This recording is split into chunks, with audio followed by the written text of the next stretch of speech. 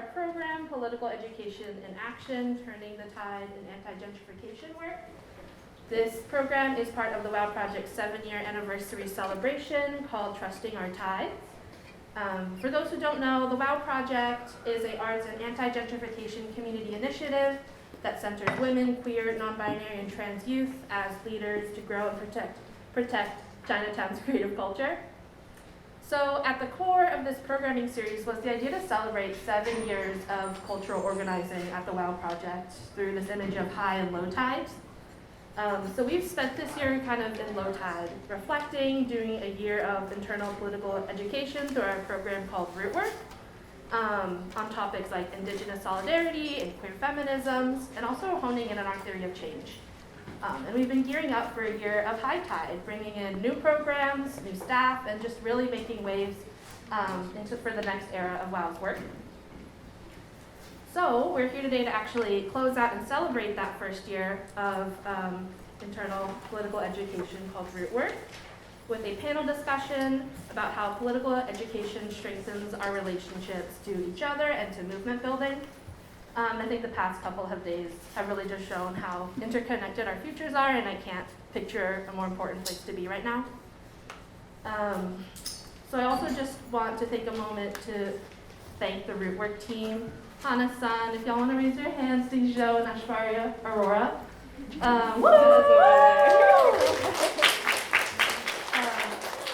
Thank you so much for holding space for the past year and creating such a beautiful container for learning and growth. Y'all really made waves that ushered us into our next era, I think. And I also just want to take a second to thank Blue Stockings. Thank you for hosting us in your space. We're so honored to be here. Woo! Thank you, CJ. And finally, I want to introduce our other panelists. So today we're joined by Lena Shen from CAAAV, Chinatown Tenants Union, and Katrina from Mexicanos Unidos. Together, they're going to discuss the different methods of conducting political education within our communities and the value of developing a consistent study practice alongside other anti-gentrification programming, campaigns, and actions. So now I'm going to pass it over to our moderator, Ashwarya. Thank you. Can y'all hear me okay? Great. Thanks so much to Yuki for that wonderful introduction, and for Blue Stockings for making a space for us to gather today. I'm Ashwarya, one of the facilitators of Rootwork, along with Denise and Hana, as Yuki mentioned. I'm really excited to hear from our wonderful panelists today. I thought we could just kick off our conversation by having each of you introduce yourself, whatever you'd like to share, and then just let us know a little bit about your own individual relationship to political education work, and how that might have shaped your journey towards becoming organizers. Yeah, so do you want to kick us off, Denise? Sure. I guess I'm sitting next to you. Hi everyone, it's so nice to be here and have you all here. I'm Denise. I'm repping the W.O.W Project and Rootwork. I feel like Yuki gave a pretty good introduction about WOW stuff. But for me personally, the question was like our own political education journey.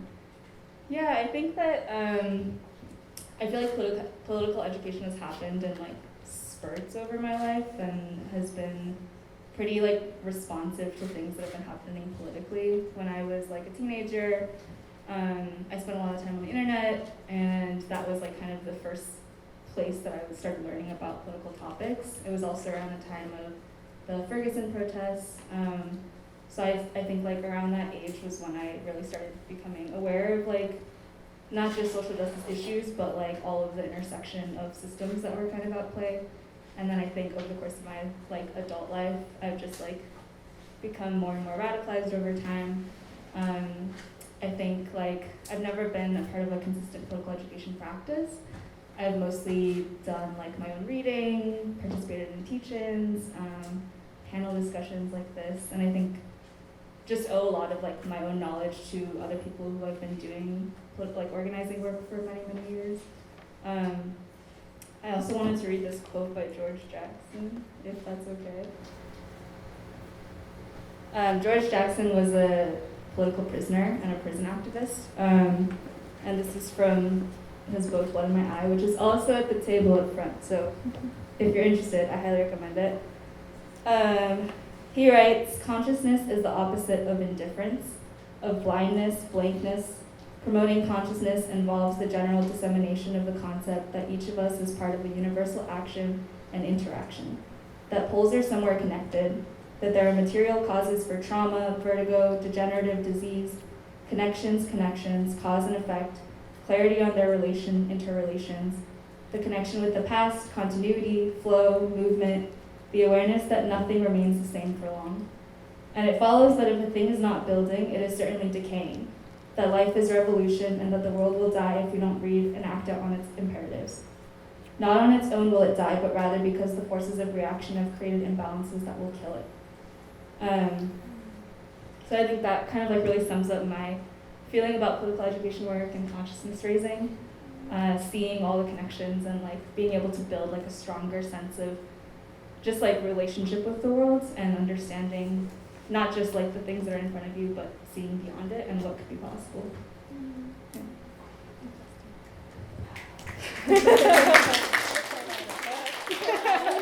That was the only thing I prepared.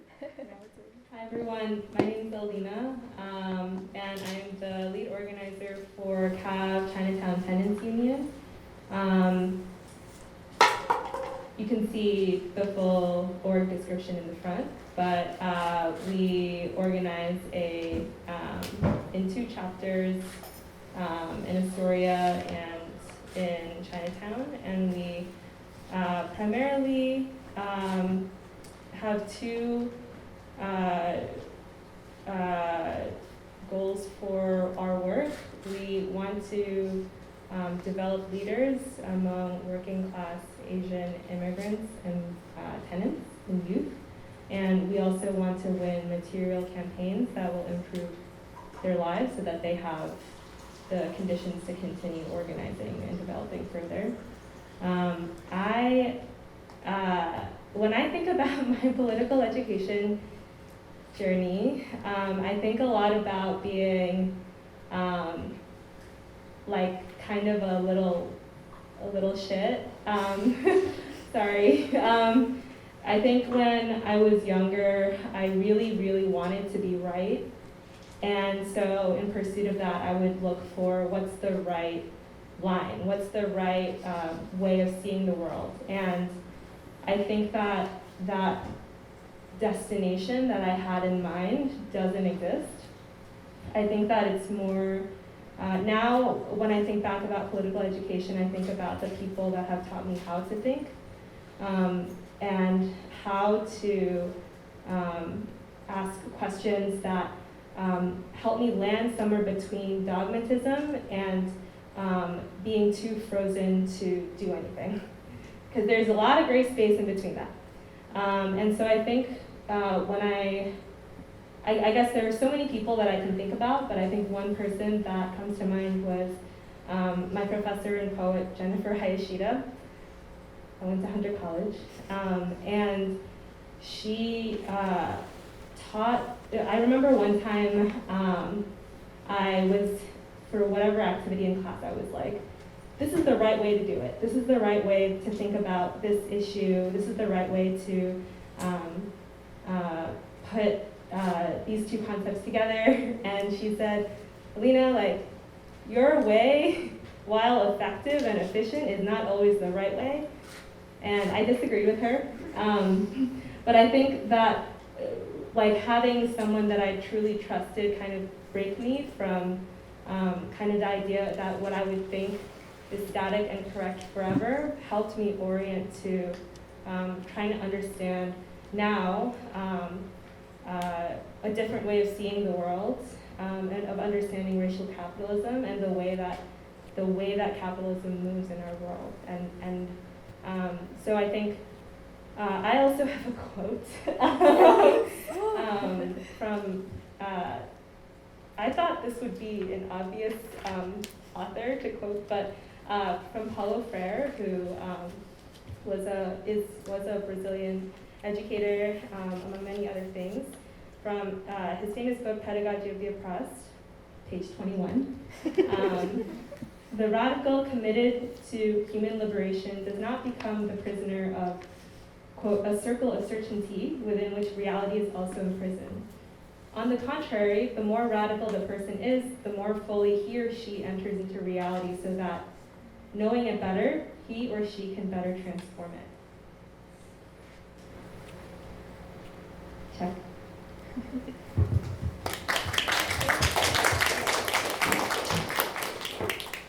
Hi everybody, I'm Comrade Katrina, a member of Mexicanos Unidos and Plaza Tonatiuh. I would have to say that it's my working class background that really shaped all of my engagements in organizing. And part of that also has to do with, when I first heard of political education, I didn't know what that meant, and I didn't understand how important it is. But it wasn't until I joined and started organizing with Mexicanos Unidos that I understood the gravity of political education. With that being said, I was under the assumption that political education meant being fixated on theory, but it's nothing like that. In Mexicanos Unidos, something that we do is that, yes, we apply theory to our organizing, but we also have to acknowledge the changing conditions in order to organize the people best. And also, like most comrades, part of this political education journey is a lot of learning and unlearning, right? This process is necessary in anybody's political education journey because it's just a sign that we're reflecting and that we're changing our mindset.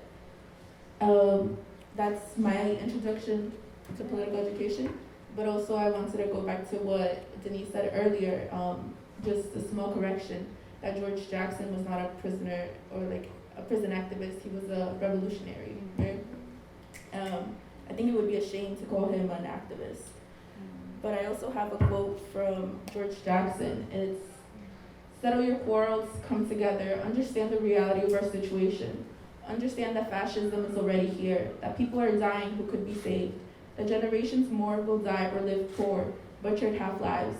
If you fail to act, do what must be done, discover your humanity and your love of revolution. Pass on the torch, join us, give us your life for the people. I think this quote is one of the most beautiful things because it's calling action to all of us, right, as working class, that we need to organize and the necessity of organizing. And political education, again, is one of the strongest tools that we have. Yeah.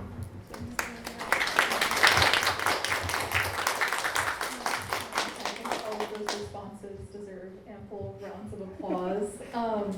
I think I noticed a few different themes, and what all of you shared is that each of you had many different journeys towards being in relationship to the process of political ed and feeling like that was something that was available to you, but that often had happened through relationships with individual people or with organizations that you were working in.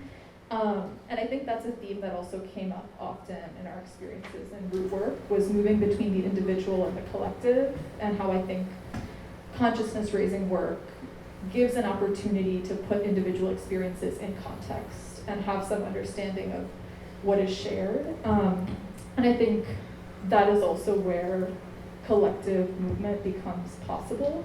So I wanted to shift a little bit. You've all spoken a little bit about your organizations, but if you could give us a little context of the moment in time that your orgs are in and how that has shaped your approach to political ed in your groups. And along those lines, what has it actually looked like in the day to day? Who is meeting? What are you studying together? How are these conversations happening? Because I really want us all to leave with a sense of political ed as being this very concrete, tangible thing that we are living in our collectives. So yeah, I would love to hear from you all about that. Who wants to start? Denise, a break? I can start, yeah. That would be great. I felt that was beautiful synthesis and multiple questions in one question. Whatever's calling to you. Thank you. So I think that I wanted to maybe start with maybe sharpening the clarity that CAAAV has with what political education is and what it does. I think that first and foremost, the function of political education in the context of where our organization is at now is that we're trying to answer the question collectively of why are things the way they are right now. So that can be learning about the structures of racial capitalism, that can be learning imperialism, that can be learning about, that can even be learning about power on the level of the city or the neighborhood. And then from there, where do I fit into it? So what's my individual self-interest, collective self-interest in changing the way that things are? Historically, as well as currently. And then the next question, of course, dialectical, so we're going back and forth and back and forth, is what do I think? What do I think right now? And how do I articulate that and then let that oxidize with the real world where other people can then agree or disagree? And then from there, I feel that Katrina has mentioned before, a process of once knowing who our opposition is and who my allies are, I would like to begin a process of struggle, unity, and so forth. And so I think that the practice of political education is really to take us along this along kind of clarifying for us our commitment to change the world that we live in and to understand it materially for what it actually is and not what we want it to be. And that commitment goes beyond a single campaign and goes beyond a single target or group of targets. So with that out of the way, our day-to-day looks like, well, our organization has a leadership development manager, Kit, who is working on, who works generally on an arc of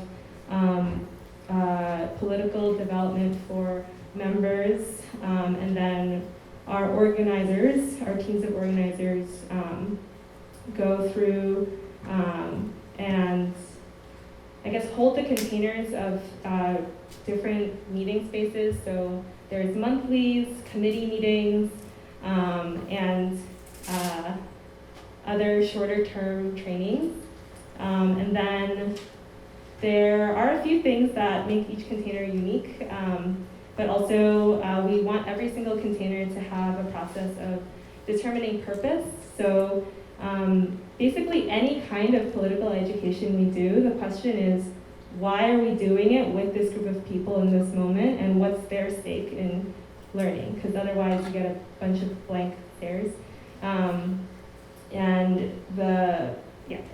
And so if that is the question that's being asked, that's why we have to ground in our purpose. And then we go through, let me know if this is too detailed, and then we draft an agenda. And then our agenda follows facilitation and bringing people into different roles, including members and member leaders. And then we have evaluation. So everybody who played some role has some responsibility for the outcome of whatever container of training that we have. I could say a lot more, I feel, but I am going to leave it at that. Yeah, so I kind of forgot some of the questions you asked. It's a lot. But for Mexicanos Unidos, the thing that we recognize with political education is that it's important and indispensable, not only in Mexicanos Unidos, but it should be in any organization that is trying to raise consciousness and liberate our people, you know. But also,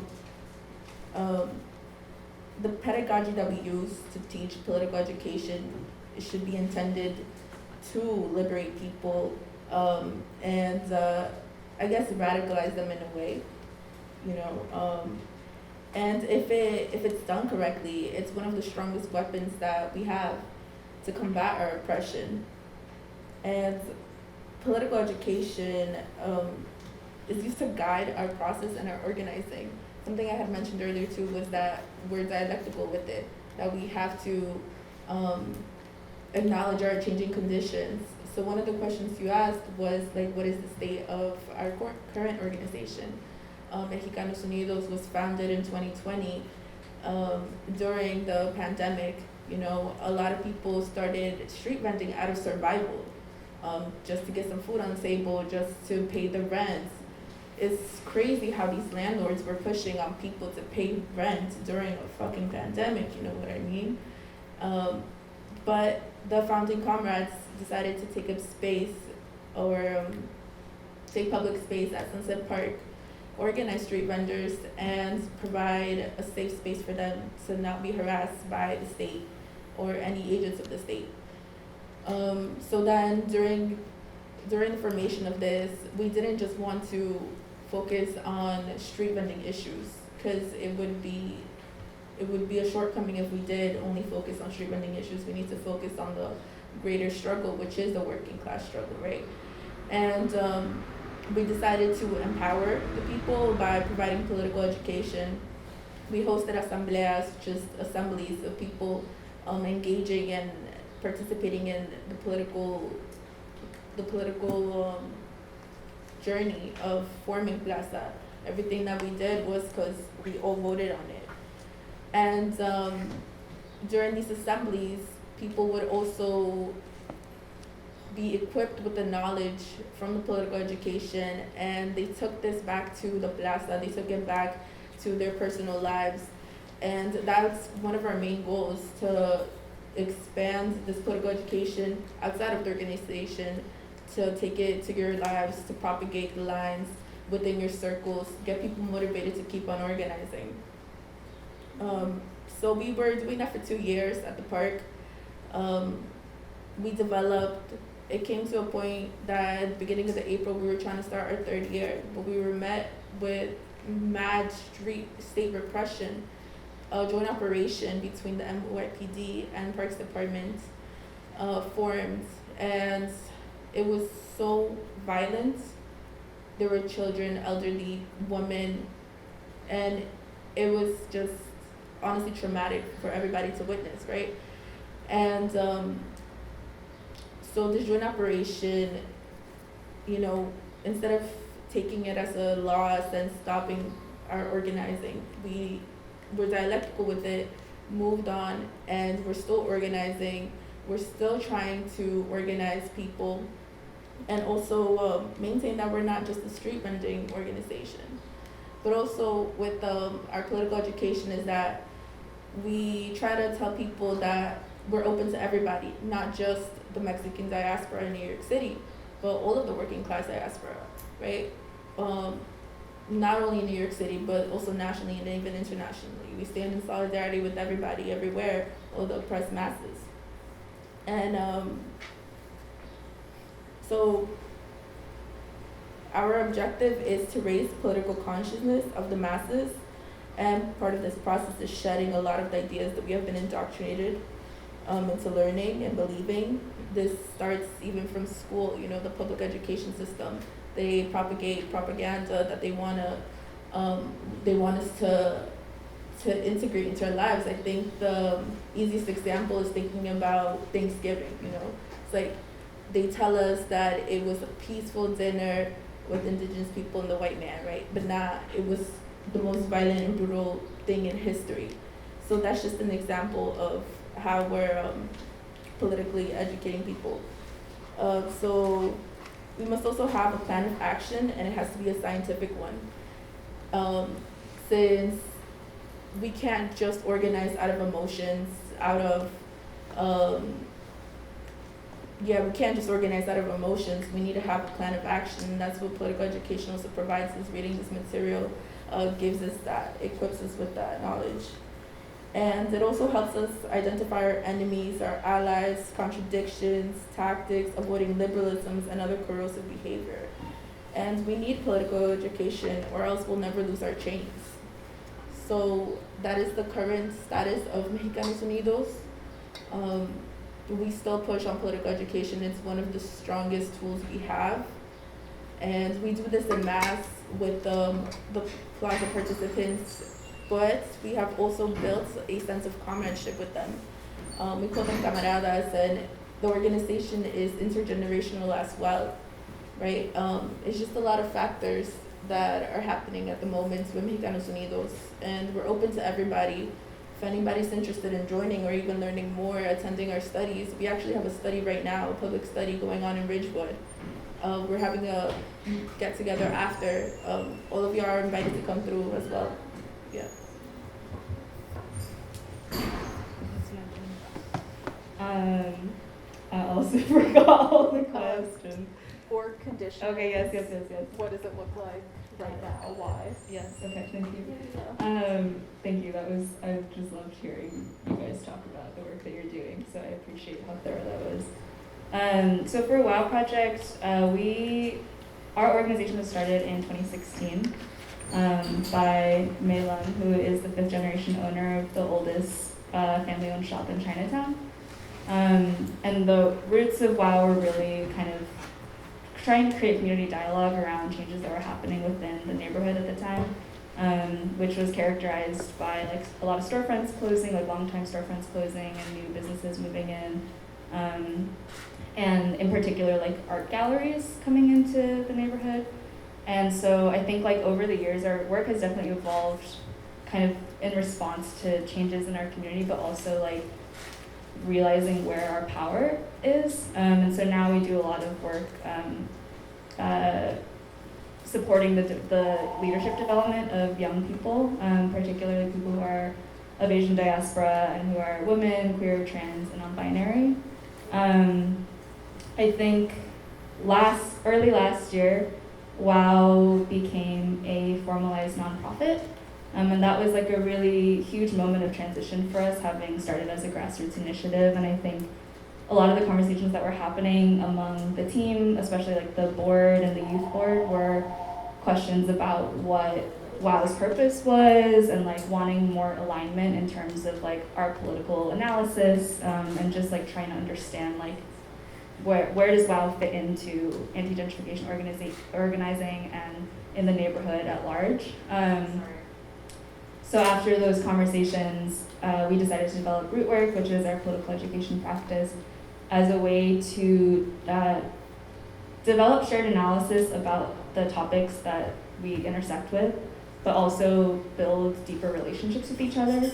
One of the things that like has characterized last year is our team has grown a lot. There are a lot of like new people and there are a lot of old people that have come back, and it's really exciting. But I think as the organization grows, we want to also like stay connected with our roots as an anti-gentrification organization, and also just be responsive to like things that are happening around us. So that was kind of like the moment in time that we were in when we developed political education practice. And in terms of like the nitty-gritty stuff, so we started in September, and we basically had 2 seasons. The fall season, we had 3 monthly sessions, and each month we would focus on a different topic. So the first month we talked about settler colonialism and indigenous solidarity, and that was facilitated by Lily Bo, who is sitting in the front row. And that was kind of like our kickoff to thinking about like going farther back before even like Chinatown existed, and like all of our like histories in America started, to just like root ourselves in like what is our relationship to the land and to indigenous communities that have been displaced so violently. And then in October we talked about gentrification. In November we talked about queer feminisms, and that kind of like closed out the year. And then in the spring season this year, we had a whole like 3 months on conflict transformation. And so instead of doing like a monthly session where we taught like either had a workshop or held a discussion and had like people do like pre-readings and resources, look through resources before meeting, for the spring, we asked everyone in our team to join a study group. So there were 4 study groups, and each study group two study groups did trainings that were specific around conflict navigation and transformation, and then 2 groups did, like, one group read a book, and one group did like a mixed media kind of mishmash of like resources. And we spent a month doing all of that, and then we came back together and had like a collective teach-in, and we spent 6 hours on a Saturday, which is a lot of time to be like stuck in the basement. But it was amazing. Everyone came, and we just spent 6 hours together, and each group had an hour to facilitate basically what their learnings were from their training or their readings. And it was a really exciting way for us to for the planning team to kind of step out of the facilitator role and instead invite people on the team to be part of building what political education looks like and making sure that everyone feels they have a stake in what we're talking about. So that's kind of the nitty gritty. I don't know if I should say more. That was great. I think what I'm really struck by is that even as the concrete day-to-day might vary in terms of the settings or the types of materials, in each of your practices, it's also about unsettling, I think, hierarchy and how the teaching is happening, and really inviting everyone in to say, hey, we're creating this space together. And I'm also struck by how this has been a sustained practice for each of your organizations for some time now. So I'd love to hear, political education is very gratifying, and it's a relational thing. It's lovely to learn, but it is work. I'm curious what changes you've noticed in your groups as a byproduct of this political consciousness raising education work. How has it sort of changed your organizing efforts? Who wants to start us off? Sorry, can you repeat the last question? Yeah, how has political ed changed your organizing work?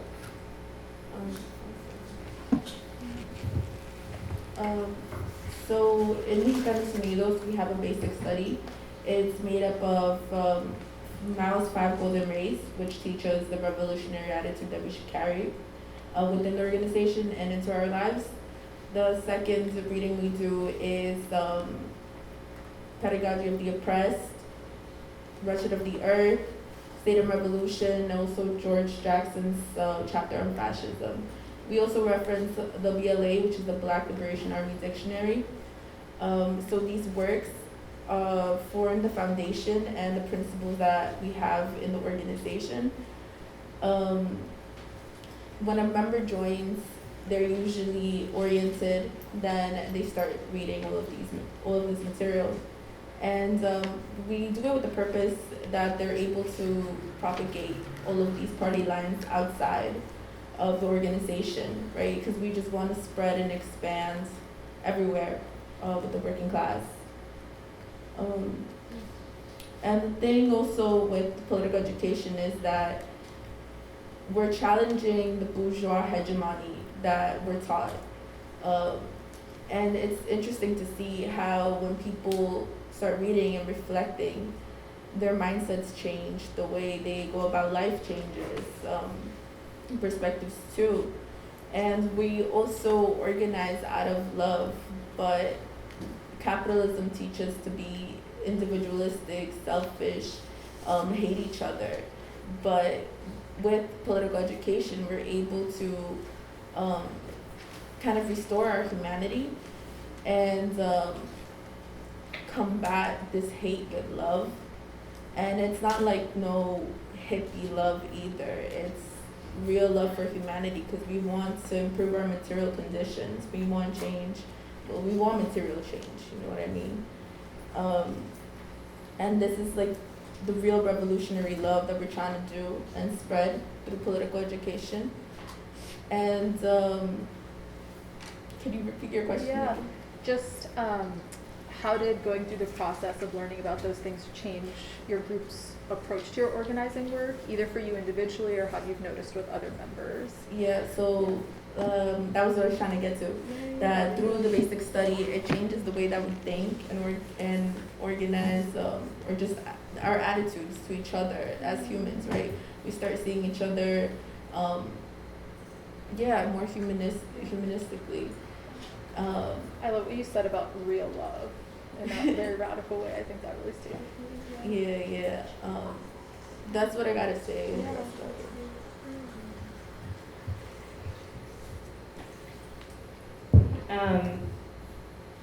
I think, thank you, Katrina, for sharing that. And yes, it's very clarifying and distilled way of framing how political education can really transform consciousness. I think that one of the things that I'm thinking about is that maybe some of you don't know, CAAAV is an organization that was formed in 1986. It was primarily groups of working class Asian women who were fighting police brutality and wrongful deaths of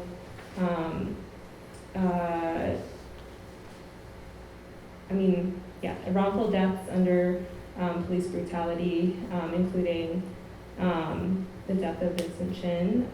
And so from there, we formed Chinatown Tenants Union in 2005 out of the material conditions of Chinatown changing and kind of being desecrated in the aftermath of 9/11.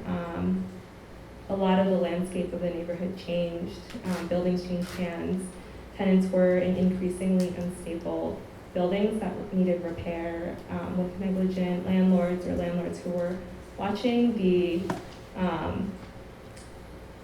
shifts and hoping to make money.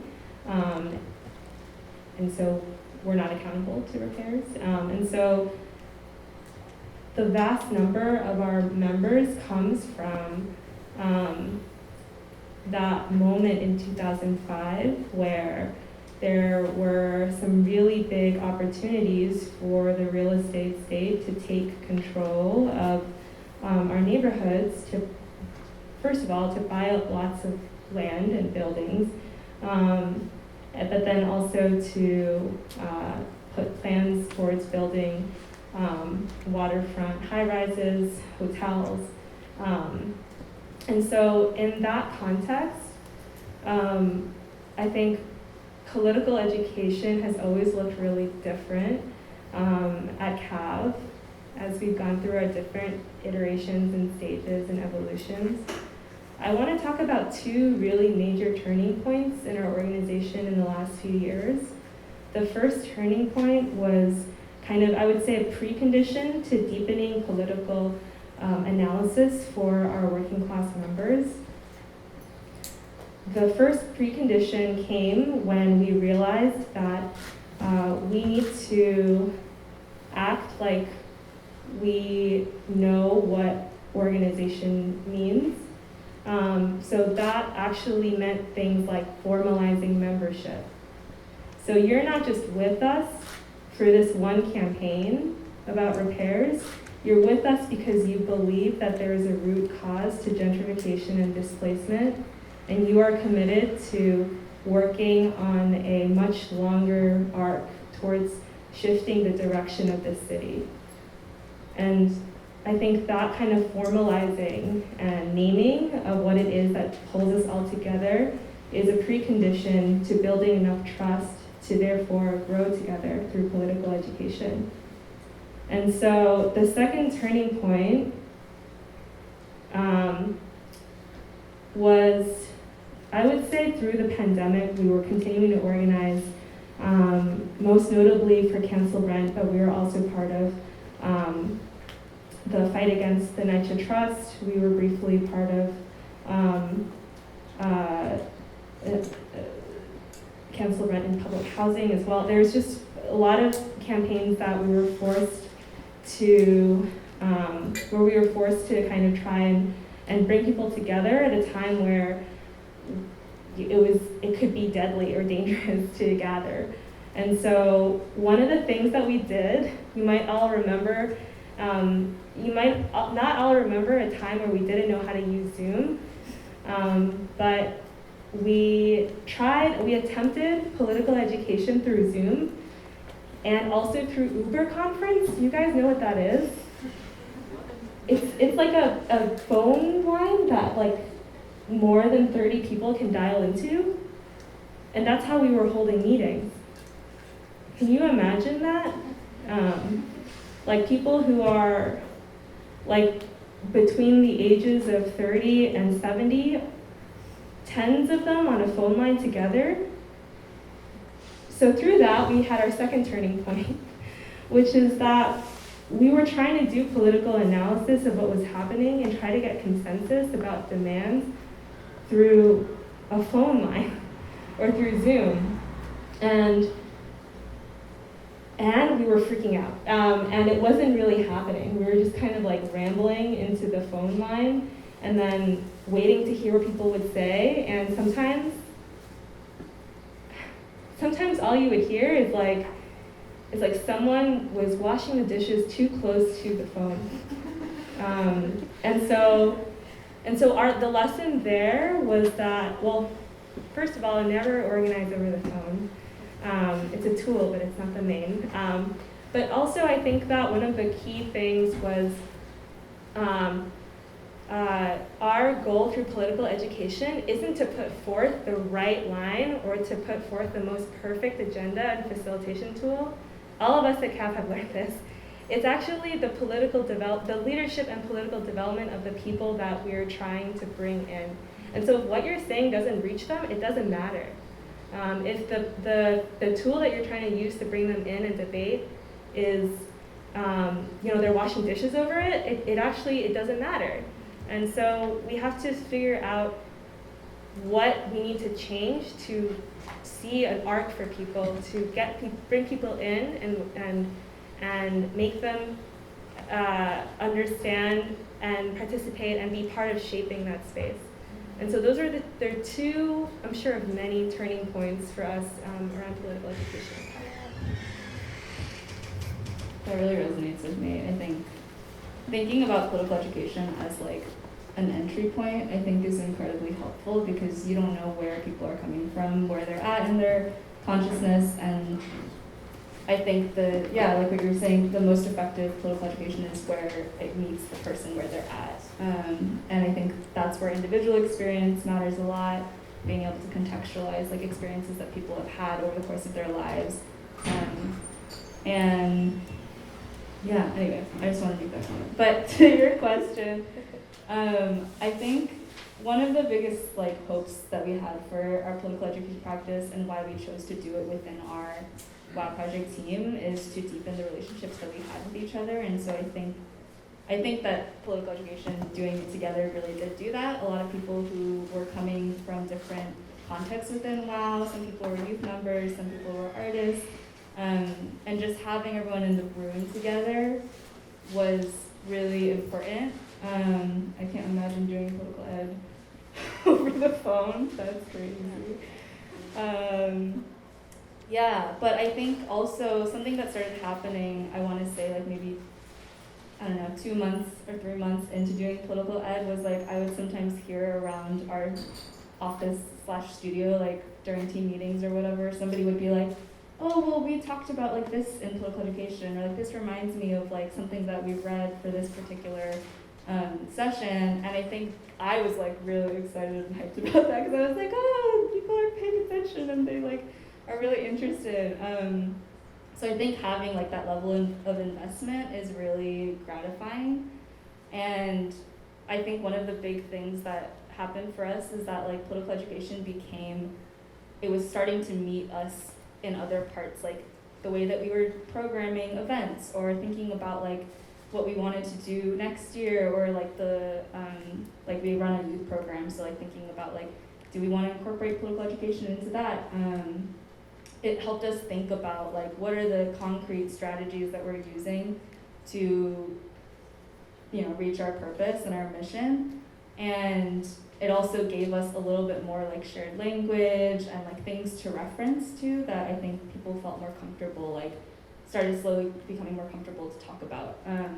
One of the biggest, like maybe most concrete things is we had a team retreat where we developed a theory of change, and the theory of change being like, what are the strategies that we're using to make the impact that we want to have as an organization. And I think because of political education, we were able to formulate a really tangible North Star, which is that WOW Project wants to build a community-owned art space that's I'm trying to remember it verbatim. A community-owned art space that nurtures the leadership and self-determination of Asian women, queer, trans, and non-binary youth to design their own futures. And so that's in resistance. Yuki's giving me a thumbs up. Yeah, that's in resistance to gentrification, but also for young people to think about what their place in the world is, and if they're thinking about social change and how they fit in. And we are a cultural organization. The organizing that we do is mostly cultural. So oftentimes I think people are coming into this space with varied levels of interest or investment in actual political organizing. So I think being able to do that within our team kind of opened the door a little bit, and for us to think about, okay, this is an experimentation of how we could learn together, how we can just be in the same room and feel connected by a grounded purpose. So I think in that sense, I really do feel it has shaped to even think about when we started the path was this wide, and then slowly the path gets more and more narrow and more specific. And by getting more specific, I think our work is more effective, because then we're not feeling we have to address every single injustice or something that's happening, being reactive to what's happening in the world, but rather that we can really dig deep, put down roots, build relationship with each other, and move together and really build that kind of people power that I think is what creates social change. Yeah. Wow, I have so many thoughts. I think I'm really struck by, I guess some things that stand out to me is that even just the process of delivering political ed reveals how tactics of reaching people, just in general, in community, can kind of evolve. And I think there's this interesting tension between the specificity of what is being taught and the effect we hope it will have, but then also it sounds like in each of your experiences there was a real openness to change, both in how community members and other institutions, police, how our force is responding to the work we're doing, and then really letting that shape what the next stages will be. We didn't start our political ed with the hope of making a North Star, but that's something that sort of organically emerged. And so I appreciate you all sort of highlighting that you have to kind of go in with some openness to that mystery, and for it to sort of be this collaboratively shaped thing. I think we'll close our conversation here, unless any of you have any thoughts you want to share before we open the room to the audience for questions. I do. Yeah, please. Yeah, so the way that we do political education is that we don't try to facilitate or get too stuck on that role. It is mostly an open discussion, especially with the plaza participants, where they're able to engage or think about their own interactions and environments. I think the best example of how our political education has been most effective is when we had the standoff with the police, the Parks Police and the NYPD. So at that moment, they pulled up, on the first day that we were trying to do plaza, they pulled up at 7, 8 a.m. And we pulled up at 8 a.m. as well to set up, but they had the standoff all day till 9 p.m. They were there just to prove that they had state power. But the people realized that they have political power. Their power, the people power, overthrows any state power, and they really got to witness and experience the fruits of political education, what unity does, what collecting does. That's what we really want to do with political education, is continue to raise consciousness. We don't want to teach people about their oppression, because we all know what oppression feels like. We've all experienced it in different ways. But we're raising consciousness to our oppression and how to combat that. That's my final comments on political education. And how strong it is, to be honest, and it's one of the biggest and strongest weapons that we can have as working class. Yeah. I really appreciate you closing us out on that note, that it's not just about our oppression, but having this embodied sense of our power as a collective. So yeah, I want to just open it up to the room. We have time for maybe 1 or 2 questions. If folks have questions for our wonderful panelists, we can bring the mic over to you. Oh, great. Here you go. Hi, thank you so much for everything that you've said so far. It's honestly like really inspiring, and I can definitely already imagine like how it actually goes in day to day. My question was especially regarding organizing immigrant communities in New York City. How do you guys overcome language barriers when delivering political education? Thanks for that question. Yeah, do you want to start us off? You just do it in language. Sorry. You do it in language.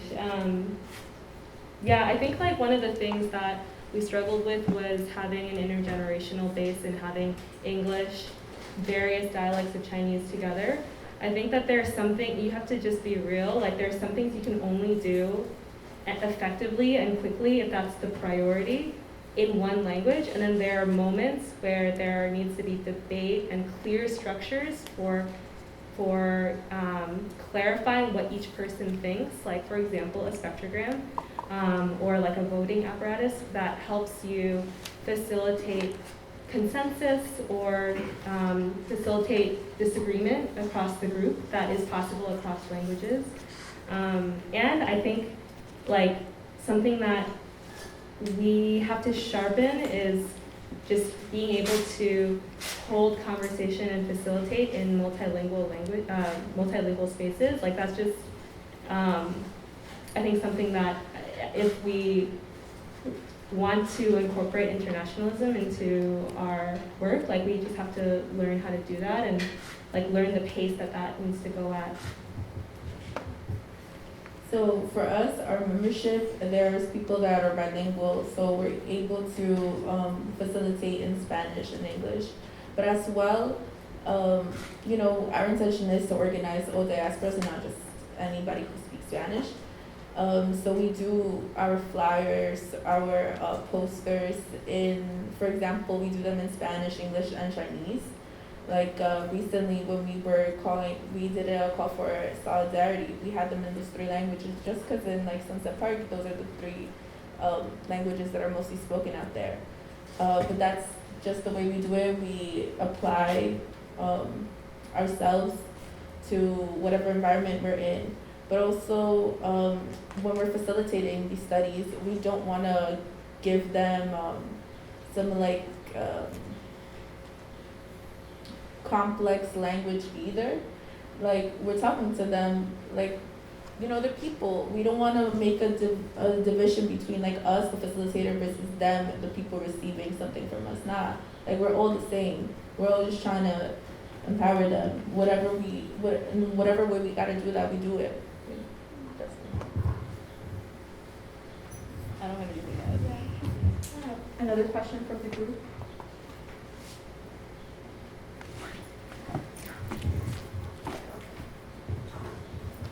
When we think about political education, very often it's readings or texts that we discuss in groups, and hence language is such an important issue. Are there other ways that you've done political education that have been successful that you could share with us?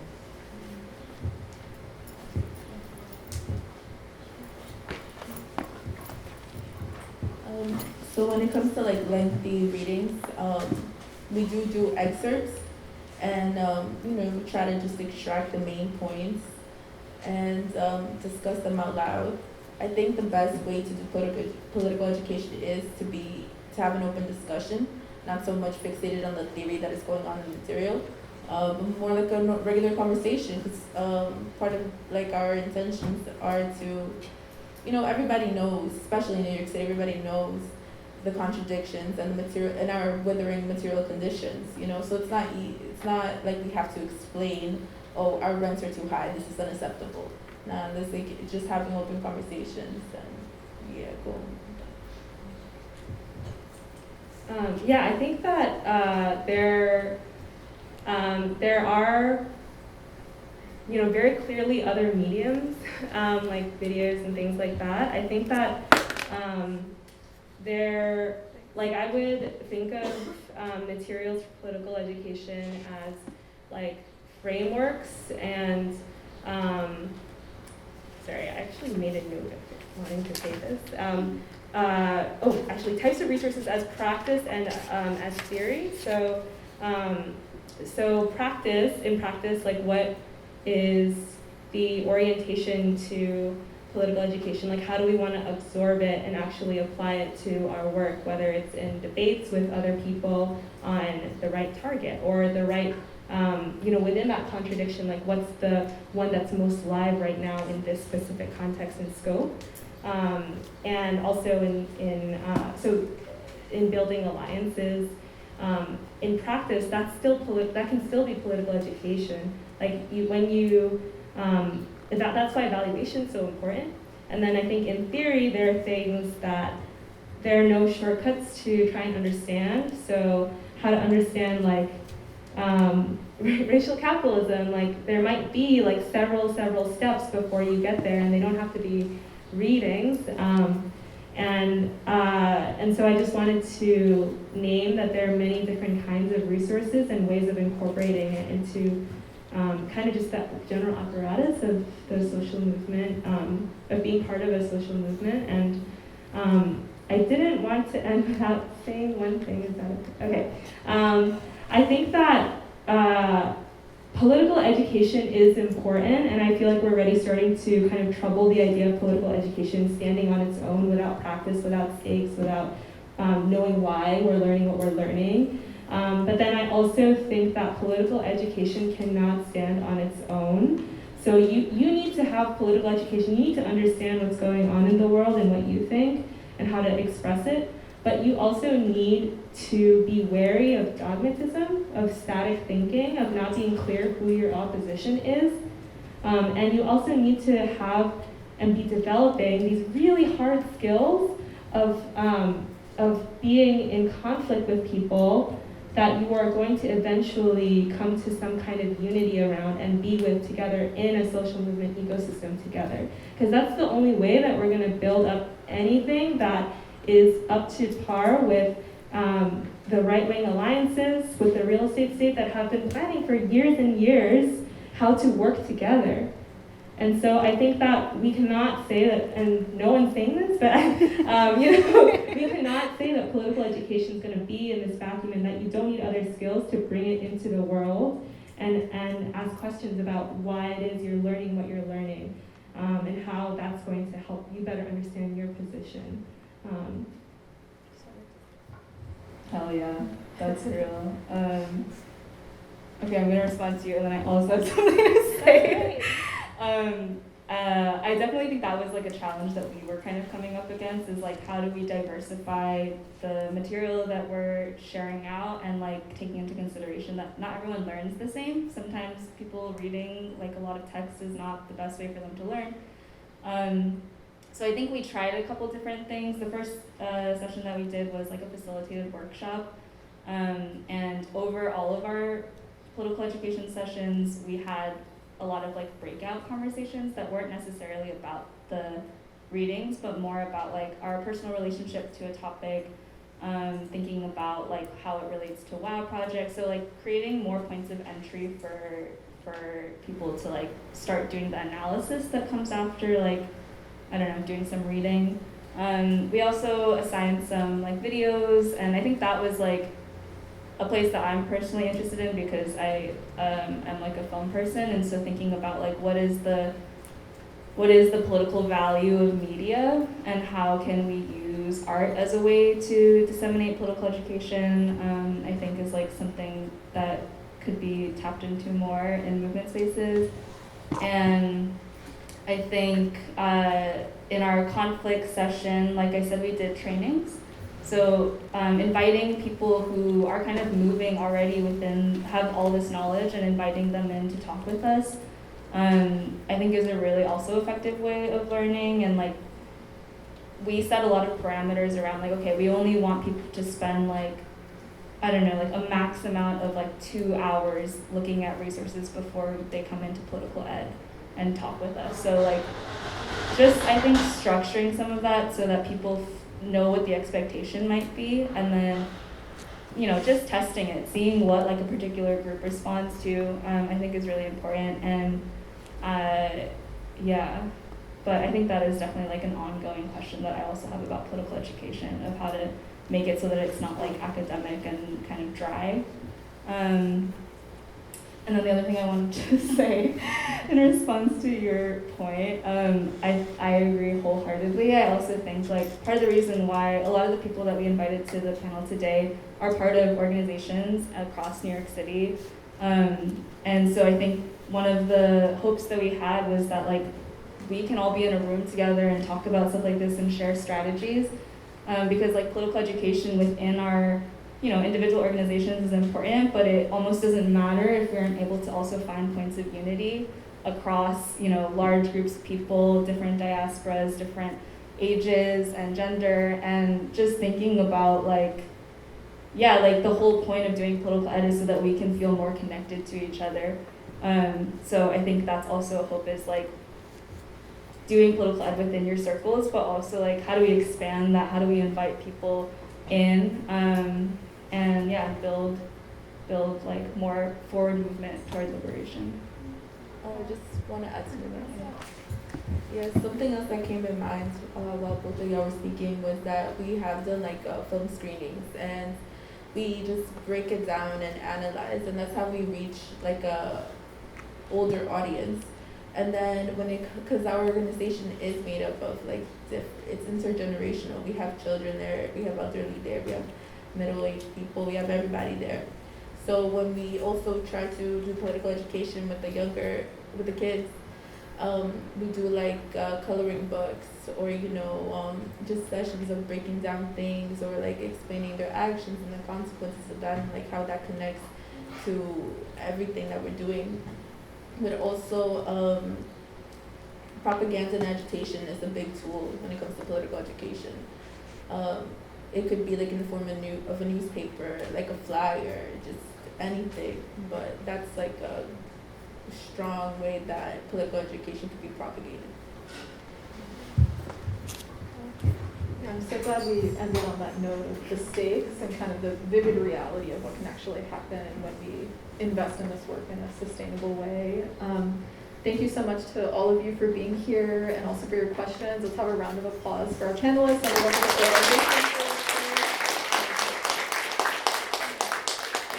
to close us out, I just wanted to share that this event is a part of the month-long Trusting Our Tides programming that the W.O.W project is having. This is to celebrate our 7th anniversary. It's a celebration and a fundraiser.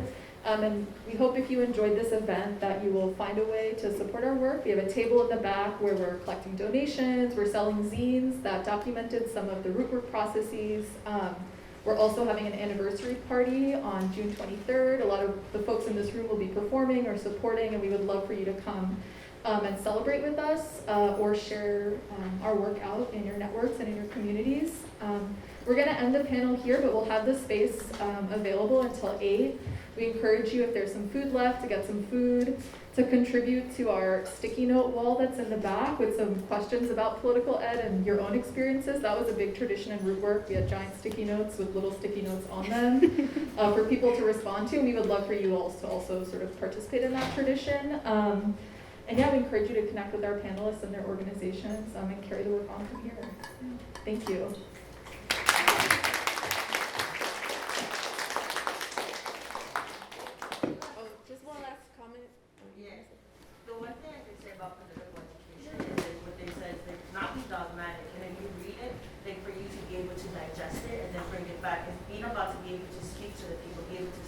Have that conversation of whatever you read, that you can digest it back and be like, hey, because at the end of the day, our struggles are united. Our struggles are united, and you can't think, you know. But again, it's not like about teaching someone. I'm not here to teach you your struggle, but our struggles are the same. So it's just being able to just digest it first, and not be dogmatic. No, it has to be.